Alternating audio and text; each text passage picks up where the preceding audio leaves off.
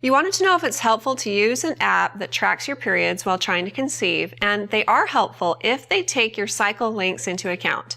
There are some that just automatically go off of a 28-day cycle, and that's not helpful if your cycles are shorter or longer than that, because that will change the time of ovulation. So if you're using an app that asks you about your cycle length history, and if you've been tracking this for the last several months, that will be even more helpful, because then you can give it an average amount of time. A normal cycle length is anywhere from 25 to 35 days in length, but it's normal for it to vary slightly from month to month. So 1 month your cycle might be 28 days long, and the next month might be 30 days long, and the next month it's 29 days long. So of course the average would be 29. It's also normal for it to vary a little bit more than that. So it could be 29 days, 32 days. And so it's helpful if you can get that history. And then if you're using an app that takes that into account, it will give you more accurate information. Because basically how the apps work is they determine that ovulation will happen about mid-cycle. And ovulation usually does happen about mid-cycle, or about 12 to 16 days before the next period is going to begin. You have to remember that all the app is doing is telling you an estimated day of ovulation. It really doesn't know exactly what your body's doing. And ovulation also isn't a perfect science, and sometimes it happens a little bit sooner or a little bit later than you planned on it happening. And so I'll help you calculate it out for a minute.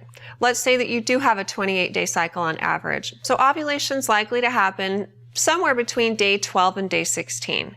And you're actually fertile for 5 days leading up to the day of ovulation, because sperm can live inside a woman's reproductive tract for up to that long and fertilize the egg once it's released. So basically that means that your fertile window could extend anywhere from day 7 to day 16, or even day 17 or 18 if it happens a little bit later than expected.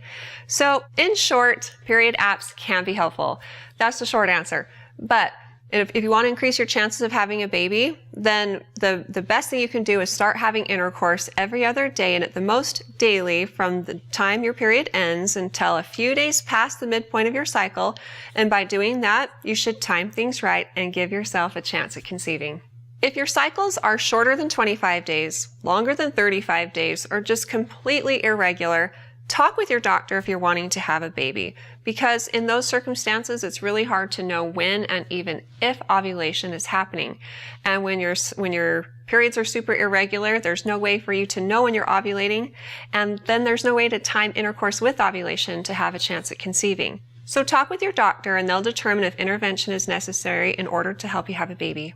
Good luck with everything, and if you have more questions in the future for me, feel free to ask them on our Intermountain Moms Facebook and Instagram pages, and recommend us to your friends and family too.